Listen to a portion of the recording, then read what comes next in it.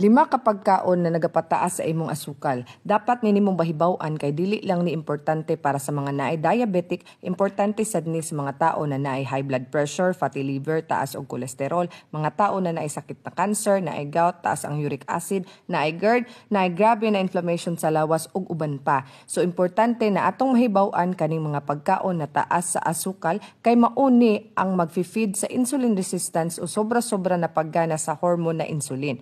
Ngano importante man ang insulin. Ang insulin manggod ang nagadikta sa atong lawas aron mag-ipon og taba. So if permi ni nato ginapagana og eventually mag-lead siya sa hyperinsulinism og mag-lead siya sa mga sakit na atong gina-mention ganiha. Na which is prone kaayo tang mga Pinoy. Dili tanan asukal kay tamis. So sugdan nato ang pinakauna which is ang top 1 is rice. Rice is life, good baya kaayot ang mga Pinoy, no? Ang less than 1 cup of rice na anay 10 kutsarita na asukal. Ing ana nakataas ang net carb content ana. Bisan unsa klase na rice. Black rice, adlay rice, brown rice, basta rice. Taas gihapon na maliban sa rice na di tinuod na ginatawag og shirataki rice. Mauni atong ginagamit na substitute sa low carb lifestyle kay si shirataki rice gikan ni siya sa root crop na di maabsorb sa atong lawas, mainly fiber. Next is ang tinapay or bread. Mga baked goods kay mura ra na gihapon og rice, taas gihapon og net carb content.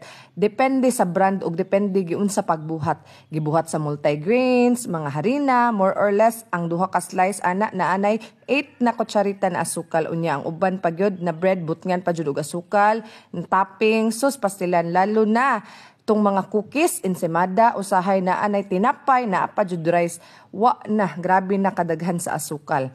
Sunod kay ang noodles or pasta, spaghetti, egg noodles, instant noodles, taas kayo na sila og net carb content. Kung gabasa ka og nutrition label, masyak gyud ka kay usahay ang gamay ra na noodles perti ng taasa sa asukal. Most likely ang 50 to 60 grams na noodles na anay 12 kutsarita na asukal. So wala ta kabalo kay di man gud siya tamis. So mao nang ginaingon nga di lagi kagakaon og rice, di pod kagakaon og tinapay, pero perti man sad nimong kaon og noodles tapos mostly processed or instant.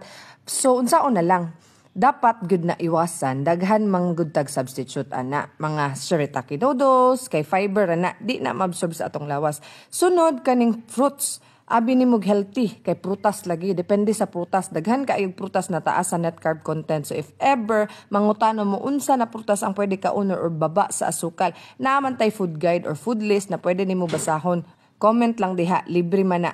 Ang mga prutas na taas sa asukal dapat na iwasan like mangga, pinya, grapes. So let's say daghan lagi ni siya healthy benefits pero taas kaayo siya sa asukal, possible mag-lead og fatty liver if consume too much. Kabalo baya tas mga Pinoy labi nagtamis na samot ganahan na sige habhab. Daghan man tag low carb fruits na pwede kaunon, i-check ra nato ang food list. Lastly, kani kay obvious na kaayo, mga sugary drinks, soft drinks, energy drinks, mga colored drinks na giprocess og taman kasagaran ginabot nga na og high fructose corn syrup na maka-addict aron mas lami kaayo unya liquid form pa jud na sugar. Agoy, paspas kaayo na magpasaka og magpaspike sa atong sugar insulin level. More sugar production, more fat production. So og diabetic or naa na kay problema sa blood sugar, sigurado malipong gyud ka kay motaas gyud pinalive ang inyong asukal.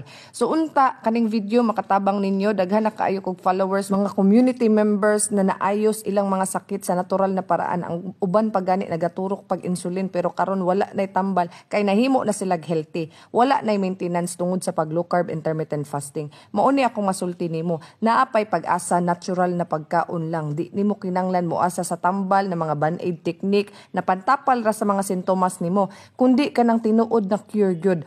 Magsugod good ta ana. I-educate nato ang atong sarili og unsay root cause sa atong mga sakit. Di lang ako ang naayo sa sakit na diabetes, daghan mi naatay libreng guidelines ta dihi og basaha aron maedukar ka.